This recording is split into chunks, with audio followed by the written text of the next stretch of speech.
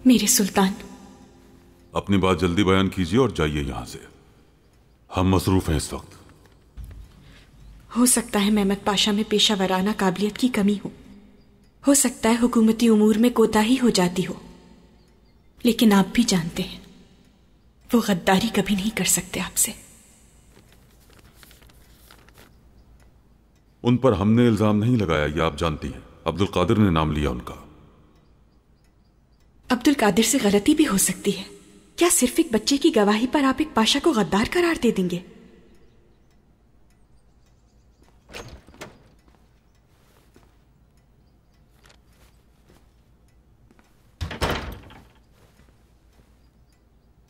सुल्तान हम मेहमद पाशा के घर गए थे, लेकिन उन्होंने जर्मन सिफारत खाने में सियासी पनाह ले ली।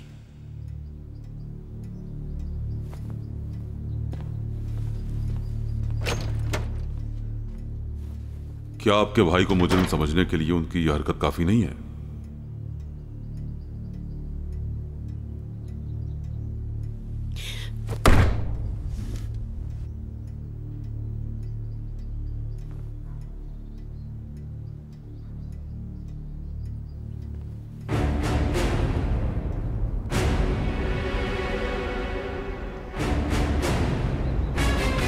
एक खुशखबरी है। वो क्या?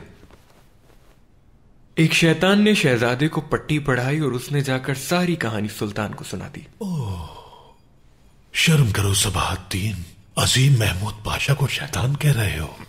शैतान को तो इनसे तरबियत लेनी चाहिए। बस भी करो। मेहमद पाशा ने जर्मन सिफारत खाने में पनाह ले ली है। आला, ये हुई ना शानदार खबर। अब्दुल हमीद को इस बात से सख्त नफरत है कि कोई पाशा सिफारत खाने जाकर अपनी हुकूमत की शिकायत करे। अब मैं खुद भी जाकर कहूं कि मेरे सुल्तान, ये नक्शे मैंने तब्दील किए हैं, तो भी वो यकीन नहीं करेंगे। ये अच्छा हुआ हिरमा अफंदी, अच्छा हुआ।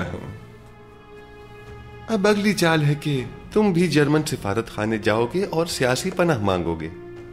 अब्दुल हमीद को हम कायल कर लेंगे कि नक्शों की तब्दीली और कत्ल दोनों ही मेहमद पाशा के काम हैं।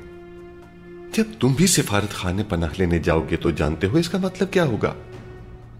इसका मतलब है कि मेहमद पाशा ही कातिलाना हमले का भी जिम्मेदार है। शैतान को मुझसे सीखना चाहिए। तुमने यही कहा था ना? चलो उठो।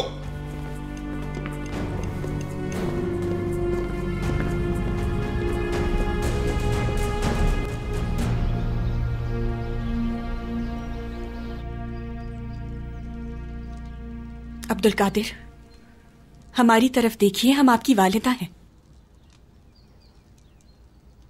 आपने जो थप्पड़ मारा उसका निशान देखना चाहती हैं? वो तो हमने गुस्से में मार दिया, हमें माफ कर दीजिए। हम आपकी वालिदा हैं, कुछ तो ख्याल कीजिए।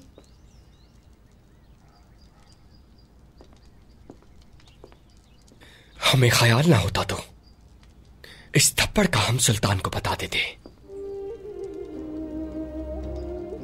अब्दुल कादिर, आप अपने मामू को कातिल कैसे कह सकते हैं, गद्दार कैसे कह सकते हैं?